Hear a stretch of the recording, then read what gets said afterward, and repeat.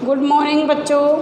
आज की जो हमारी कक्षा 7th और 8th की बच्चों 7वीं और 8वीं की जो भाग 4 की कक्षा होने जा रही है, उसमें हमारे हिंदी व्याकरण का टॉपिक है वर्ण विचार। और बच्चों आपको पता ही है कि भाग 3 में हमारी जो क्लास हुई थी ना, कक्षा हुई थी, उसमें हमने वर्णों को जाना और समझा। तो बच्चों फिर से मैं थोड़ा सा रिपीट करना चाहूँगी ताकि आपको ध्यान में आ जाए कि हमारे मुंह से, मानव के मुख से, मनुष्य के मुंह से जब ध्वनि निकलती है और उस ध्वनि को खंड या टुकड़े नहीं किए जाते हैं तो उसे वर्ण कहा जाता है। फिर मैंने आपको कमल का उदाहरण देकर अच्छी तरीके से समझाया। फिर ये भी बताया कि भिन्न भिन्न वर्णों से जब शब्द बनता है, जो कोई अपना सार्थक अर्थ देता है तो उसे शब्द कहा जाता है। और जब उस शब्द को वाक्य में प्रयुक्त कर लिया जाता है तो वह वाक्य बन जाता है और वाक्य से ही हमारे पैराग्राफ अर्थात भाषा का निर्माण होता है।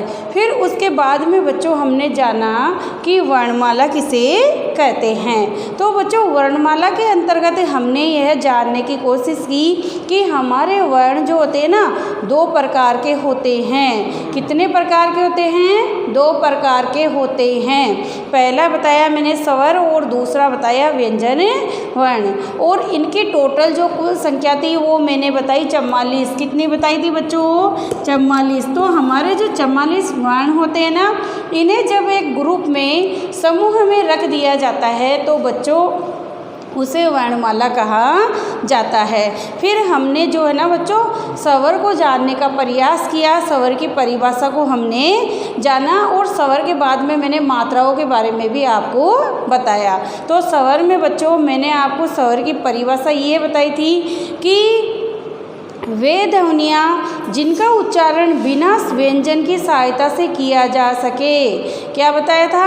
वे ध्वनियाँ जिनका उच्चारण बिना व्यंजन की सहायता से किया जा सके उन्हें स्वर कहा जाता है। जबकि इसकी व्यवस्थित जो परिभाषा है ना बच्चों व्याकरण के अनुसार, वह यह होगी कि वे ध्वनियाँ या वे वर्ण जिनका उच्चारण करते समय हवा फेफड़ों से होकर बिना किसी रुकावट के, बिना किसी बाधा के, बिना किसी परेशानी के हमारे मुख से बाहर निकलती है और उसी दौरान जिन ध्वनियों का उच्चारण हो जाता है उन ध्वनियों को क्या कहा जाता है? स्वर वर्ण कहा जाता है। तो हमने स्वर की परिभाषा को इस तरीके से जाना। फिर मैंने आपको मात्रा के बारे में बताया कि मात्रा किसे कहते हैं। तो मात्रा के अंतर्गत मैंने बताया आपको बच्चों कि हम जब शब्द लिखते हैं ना, तो शब्द लिखते समय हम व्यंजन और स्वर दोनों का प्रयोग करते हैं, क्योंकि व्यंजनों के अंतर्गत स्वर मिले हुए होते हैं। तो जब शब्द को लिखते समय हमारे जो स्वर होते हैं ना, उनका कुछ अंश शेष रह जाता है। क्या रह जाता है? कुछ अंश शेष रह जाता है, तो उसे ही मात्रा कहा जाता है। फिर मैंने ये भी बताया कि हमारे स्वर टोटल 11 होते हैं, लेकिन ए को छोड़ देने पर हमारी मात्रा 10 ही होती है। तो इतना हमने भाग 3 की क्लास में जाना। फिर हमें व्यंजनों को जानना बाकी था। लेकिन बच्चों आज जो है हम स्वर और उसके भेदों को पहले जानते हैं, फिर व्यंजनों को हम जानेंगे।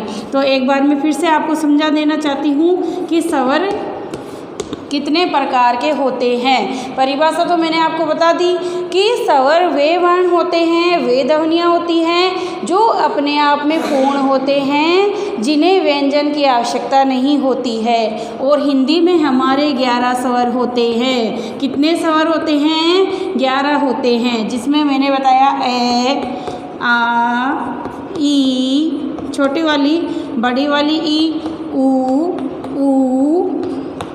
ए, ओ, औ और री। तो देखो बच्चों 1, 2, 3, 4, 5, 6, 7, 8, 9, 10, 11 हमारे कुल जो है ना 11 स्वर वर्ण होते हैं। और जब ये 11 स्वर वर्ण 33 में मिल जाते हैं, 33 कौन से? व्यंजन, तो टोटल वर्ण हमारे 44 हो जाते हैं। अब बच्चों हमारे जो स्वर है ना, उनको भी 3 भागों में बांटा गया है। हमारे स्वरों को भी 3 भागों में बांटा गया है।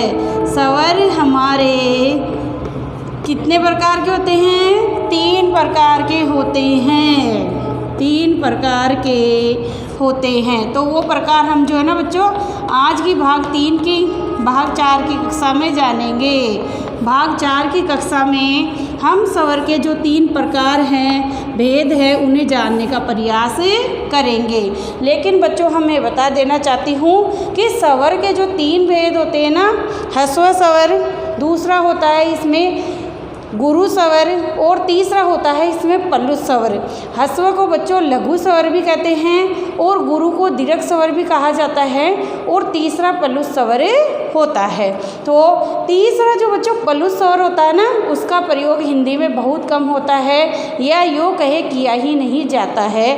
उसका प्रयोग बच्चों संस्कृत भाषा में किया जाता है, क्योंकि संस्कृत के जो बच्चों मंत्र होते हैं ना, उनका उच्चारण करने में उस स्वर का पल्लू स्वरों का प्रयोग होता है। तो सबसे पहले हम स्वर के जो 3 प्रकार हैं वो देखते हैं। लेकिन आपको ध्यान यही रखना है कि हिंदी में मूलतः 2 ही प्रकार के स्वर होते हैं। पहला मैं लिख रही हूँ यहाँ पर ह्रस्व स्वर। पहला स्वर कौन सा है? ह्रस्व स्वर। ह्रस्व स्वर या लघु स्वर या एक मात्रा वाला स्वर या एक मात्रा वाले स्वर, यह हम इसके अंतर्गत जानेंगे। तो बच्चों सबसे पहले हम देखते हैं ह्रस्व स्वर, लघु या एक मात्रा वाले स्वर। तो इसकी बच्चों परिभाषा है ना वो इस प्रकार से हैं। वे स्वर वर्ण जिनका उच्चारण करते समय, वे स्वर वर्ण जिनका उच्चारण करते समय श्वास की मात्रा कम लगती है, उन्हें ह्रस्व स्वर या लघु स्वर, ह्रस्व स्वर या लघु स्वर कहते हैं। क्या कहते हैं? उन्हें ह्रस्व स्वर या लघु स्वर कहते हैं। अब बच्चों हमारे टोटल स्वर मैंने बताए थे 11। कितने बताए थे? 11। इन 11 में से बच्चों हमारे 4 लघु स्वर होते हैं। 4 क्या होते हैं? हमारे लघु स्वर होते हैं। वो मैं यहाँ पर लिख रही हूँ।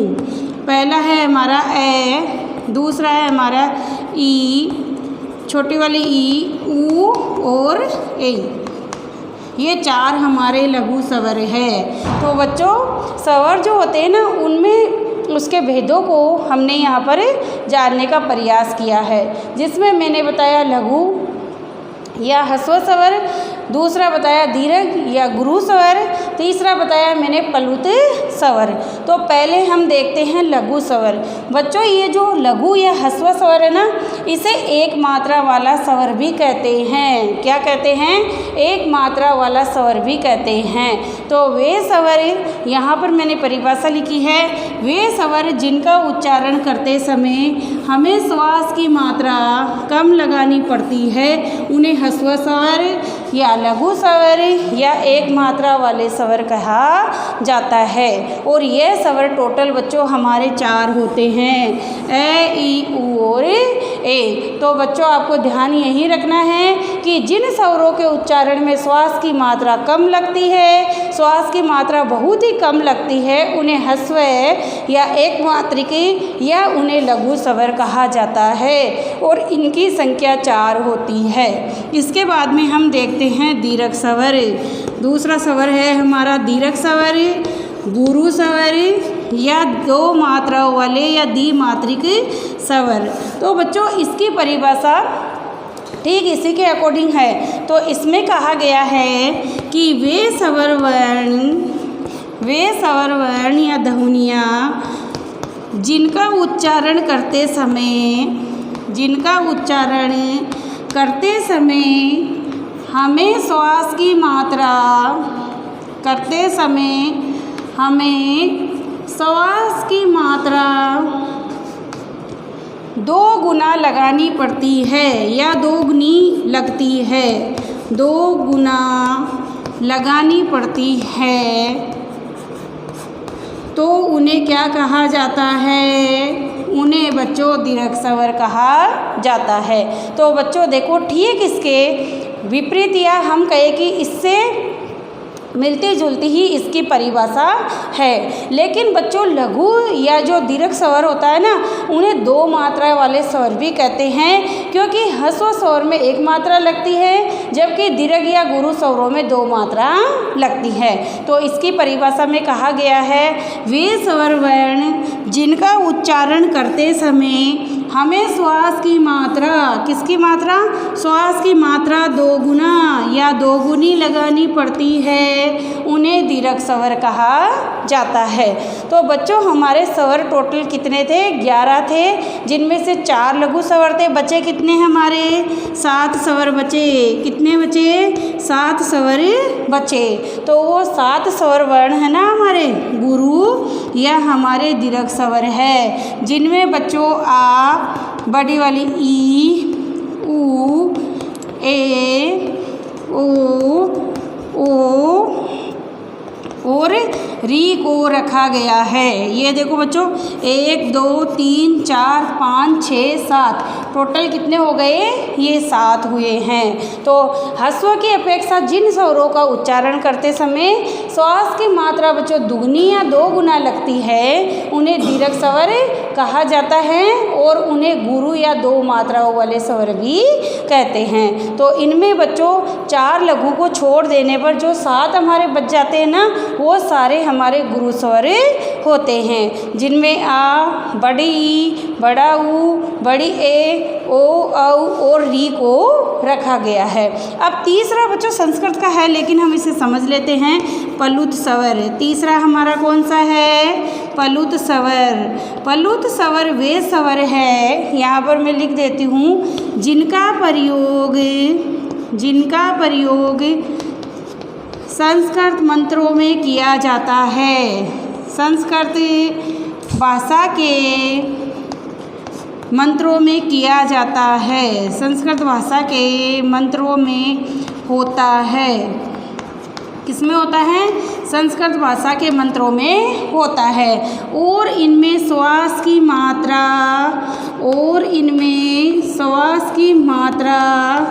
3 गुना लगती है। कितनी लगती है? 3 गुना लगती है। तो उन्हें प्लुत स्वर कहा जाता है। जैसे ओम, उदाहरण में मैंने यहाँ पर लिखा है। तो बच्चों ह्रस्व की अपेक्षा 2 गुना, और 2 गुना ही नहीं अपितु 3 गुना जब श्वास की मात्रा लगती है, तो उस दौरान जिन स्वरों का, स्वर वर्णों का या ध्वनियों का उच्चारण होता है, उन्हें बच्चों प्लुत स्वर कहते हैं। और प्लुत स्वर जो होते हैं ना बच्चों, वो ज़्यादातर हमारे संस्कृत भाषा में चलते हैं, क्योंकि संस्कृत में जो मंत्र होते हैं ना, उनके उच्चारण में ज़्यादातर श्वास की मात्रा ह्रस्व की अपेक्षा 3 गुना लगती है। जैसे मैंने लिखा ओम। इसी तरह हम बोलते हैं, जैसे कि गायत्री मंत्र है हमारा, ओम भूर्भुवः स्वः तस्य वितुर्वरेण्यं भर्गो देवस्य धीमहि धियो यो न प्रचोदयात्। ओम भूर्भुवः स्वः। तो बच्चों देखो, जो ओम का उच्चारण हो रहा है ना, उसमें हमारे श्वास की मात्रा लघु की अपेक्षा 3 गुना लग रही है। तो संस्कृत के मंत्रों में इसका प्रयोग किया जाता है। तो बच्चों ये तो हमारे स्वर के भेद थे, जो उच्चारण स्थान के आधार पर 3 भागों में हम इन्हें बांटते हैं। तो उसमें मैंने पहला बताया आपको ह्रस्व स्वर लघु या 1 मात्रा वाले स्वर, जिसमें मैंने समझाया कि वे स्वर जिनका उच्चारण करते समय हमें श्वास की मात्रा कम लगानी पड़े, उन्हें ह्रस्व या लघु स्वर कहा जाता है। और यह स्वर संख्या में कितने होते हैं? 4 होते हैं। कितने होते हैं लघु स्वर? 4 होते हैं, ए, ई, ऊ और ए। फिर मैंने बताया दीर्घ या गुरु स्वर, वे स्वर जिनमें श्वास की मात्रा ह्रस्व हस्व की अपेक्षा दोगुनी लगती है या दोगुनी लगती हैं, उन्हें दीर्घ स्वर कहा जाता है। उनकी संख्या बच्चों 7 होती है, जिनमें आ, बड़ा वाला ऊ, ई, ऊ, ए, ओ, औ और री को रखा गया है। फिर है प्लुत स्वर, जिनके उच्चारण में बच्चों श्वास की मात्रा 3 गुना लगती है, उन्हें प्लुत स्वर कहा जाता है। तो बच्चों आज की जो हमारी भाग 4 की कक्षा है ना, इसमें हमने स्वर की परिभाषा और स्वर के जो 3 भेद होते हैं उच्चारण के आधार पे, या मुख्य भेद ह्रस्व, दीर्घ और प्लुत को जाना। लेकिन इसमें बच्चों हमने मेन जो बात है वो यही ध्यान रखना, हिंदी में मेन 2 ही प्रकार के स्वर वर्ण होते हैं, स्वर और व्यंजन, और स्वर के भी 2 ही भेद होते हैं, दीर्घ या गुरु स्वर और दूसरा लघु या ह्रस्व स्वर, और तीसरा प्लुत स्वर होता है ना, उसका प्रयोग संस्कृत मंत्रों में किया जाता है। अब बच्चों हमारा वर्ण विचार में जो दूसरा पॉइंट बचा है ना, बिंदु, वह था हमारा व्यंजन। क्या था हमारा व्यंजन। तो व्यंजन के अंतर्गत हम व्यंजन वर्णों को जानने का प्रयास करेंगे कि व्यंजन किसे कहते हैं। अब हम जानते हैं व्यंजन। स्वर तो हमने जान लिए, और स्वर में हमने प्रकार को भी जान लिया कि स्वर में ह्रस्व या दीर्घ, ह्रस्व या गुरु, और दूसरा लघु या दीर्घ, और तीसरा जो होता है हमारा प्लुत होता है, लेकिन वह संस्कृत में होता है। अब हम जानते हैं हमारी व्यंजन ध्वनियों को या व्यंजन वर्णों को। और अंग्रेजी में आपको पता ही है बच्चों, अंग्रेजी के अंतर्गत व्यंजन को कॉन्सोनेंट कहा जाता है और स्वर को वोवल कहते हैं। और अंग्रेजी में स्वर जो होते हैं ना, ए, ई, आई, ओ, यू, ये केवल जो है 5 ही होते हैं, जबकि हिंदी में हमारे स्वर 11 होते हैं, और व्यंजन हमारे टोटल कितने होते हैं, 33 होते हैं। तो अब हम आगे व्यंजन को जानने का प्रयास करते हैं। तो वे व्यंजन ध्वनियाँ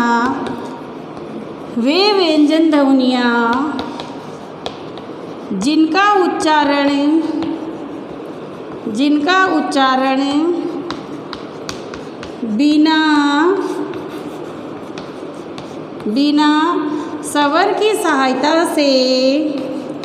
बिना स्वर की सहायता से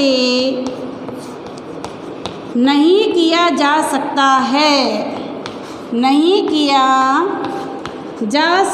है, उन्हें व्यंजन वर्ण कहते हैं। तो ये तो मैंने इसकी डेफिनेशन परिभाषा बच्चों लिखी है, जिसे हम एक बार समझते हैं फिर से।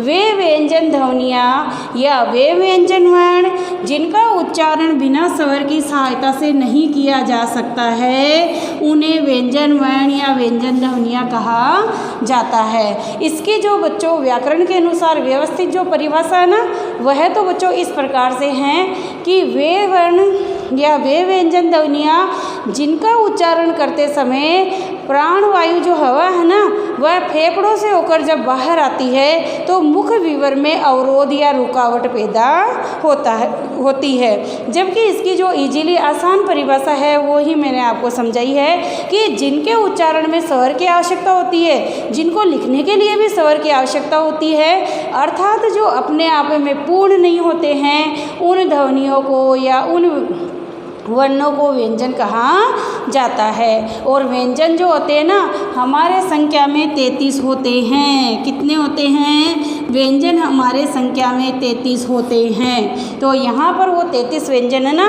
हम उन्हें समझने का प्रयास करते हैं। पहला है हमारा कै, खे, गे, घे और न, डे, और चे, छे, जे, झे, उन्ने। फिर है हमारा टे, ठे, डे, ढे, उन्ने। फिर है हमारा ते, थे, दे, धे, उन्ने। फिर है हमारा पे, फे, बे, भे और मैं। फिर है हमारा ये, रे, ले और वे। फिर है से, से और है, ये हमारे 33 व्यंजन हैं। तो बच्चों क वाले को क वर्ग भी कहा जाता है। क्या कहा जाता है? क वर्ग भी कहा जाता है। तो क वर्ग के अंतर्गत देखो हमारे 33 व्यंजन कौन कौन से हैं। क, ख, ग, घ, उण, च, छ, ज और झ। तो ये कितने हुए? 5। ये कितने हुए? 5। फिर ट वर्ग के 5, फिर त वर्ग के त, थ, द, ध, न। ये कितने हो गए? 5। फिर ये देखो प, फ, ब, भ, म। ये कितने हुए? 5। तो टोटल देखो 5, 10, 15, 20 और 25। तो 25 तो ये हो गए। फिर 26 में ये, र, ल, व। 26, 27, 28 और 29। फिर स और है 30, 31, 32, 33। तो ये हमारे टोटल कितने हुए? 33 व्यंजन वर्ण हमारे हो रहे हैं। कितने हो रहे हैं? 33 व्यंजन वर्ण हमारे हो रहे हैं। लेकिन बच्चों आपको ध्यान रखना है, यहाँ पर सभी व्यंजन वर्ण जो हमने लिखे हैं 33 व्यंजन वर्ण, वो सारे पूर्ण व्यंजन वर्ण हैं, अर्थात इनमें स्वर भी मिला हुआ है। इनमें क्या मिला हुआ है? स्वर भी मिला हुआ है। जैसे क ना, ये अपने आप में पूरा है, लेकिन बच्चों मैंने लिख दिया क हलंते और धन ए। तब ये कब बनेगा? जब इसमें ए मिलेगा तब ये पूरा वर्ण बनेगा। तो क धन ए बराबर क। तो इसी प्रकार ये सारे जो 33 हमारे व्यंजन वर्ण हैं वो अपने आप में पूर्ण हैं, जिनमें स्वर मिले हुए हैं। तो वे ध्वनियाँ कि जिनके उच्चारण के लिए, लिखने के लिए हमें स्वर की आवश्यकता होती है, जिन्हें स्वर के बिना पूर्ण नहीं किया जा सकता है, या जिनका उच्चारण करते समय मुख विवर में अवरोध उत्पन्न होता है, उन्हें ही व्यंजन कहा जाता है। और व्यंजन संख्या में 33 होते हैं। कितने होते हैं बच्चों? संख्या में 33 होते हैं। अब बच्चों यहाँ पर जो है मैं एक चीज़ और आपको बता देती हूँ, हल चिन्ह। हल किसे कहते हैं या हलंते किसे कहते हैं? तो बच्चों हल चिन्ह के अंतर्गत मैं आपको बता रही हूँ कि जब तक व्यंजन के अंतर्गत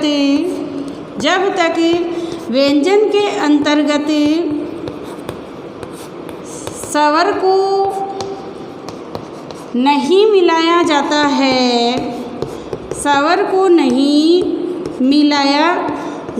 है, तो उसके लिए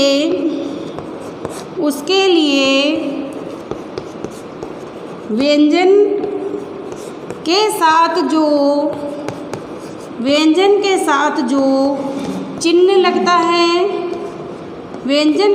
जो चिन्ह लगता है, उसे हल चिन्ह कहते हैं। क्या कहते हैं? हल या हलंते चिन्ह कहते हैं। तो बच्चों इसका जो चिन्ह ना वो ये है हलंते चिन्ह। अब देखो मैंने यहाँ पर लिखा है हल चिन्ह किसे कहते हैं? जब तक व्यंजन के अंतर्गत स्वर को नहीं मिलाया जाता है, उसका मेल या योग नहीं किया जाता है, तो उसे दर्शाने के लिए हम जिस चिन्ह का प्रयोग व्यंजन के साथ करते हैं उसे क्या कहते हैं? हल या हलंते चिन्ह कहते हैं। जैसे बच्चों मैंने लिखा च। क्या लिखा? मैंने लिखा च।